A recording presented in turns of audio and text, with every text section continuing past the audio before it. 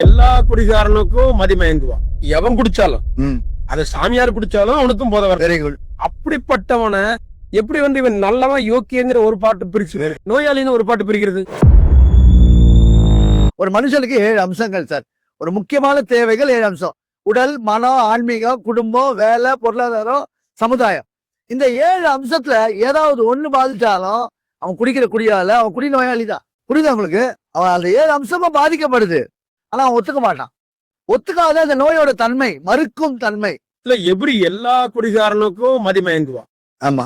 எவன் குடிச்சாலும் அது சாமியார் குடிச்சாலும் அவனுக்கும் போத வர. Very good. அப்போ மதி மயங்கினா அவன் என்ன பண்ண போறாங்கிறது எல்லாத்துக்கும் தெரியும்.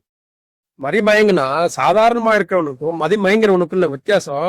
தன் நிலையை மறந்து உளர்றதோ அல்லது சத்தம் போடுறதோ அல்லது சண்டை போடுறதோ அல்லது யாரையாவது அடிக்கிறதோ இல்ல கத்துறதோ இல்ல எங்கேயாவது ஒரு மூலையில விழுந்து கிடக்கிறதோ இல்ல அவன் தூங்கிடுறதோ அவன் அவனா இல்ல. ஆமா.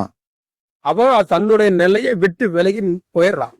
அப்படிப்பட்டவனை எப்படி இவன் நல்லவன் யோக்கியங்கிற ஒரு பாட்டு பிரிச்சு, நோயாளின்னு ஒரு பாட்டு பிரிக்கிறது?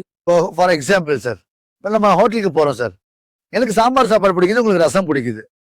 உங்களுக்கு ஏன் ரசம் பிடிக்குது நான் கேட்க முடியுமா? சிம்பிள்.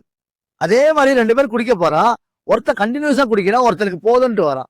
அவனுக்கு போதும்னு சொல்ற மனநிலைமை இருக்குது, இவனுக்கு இல்ல. இந்த மனநிலைமை தான் சார் வேரியேஷன்.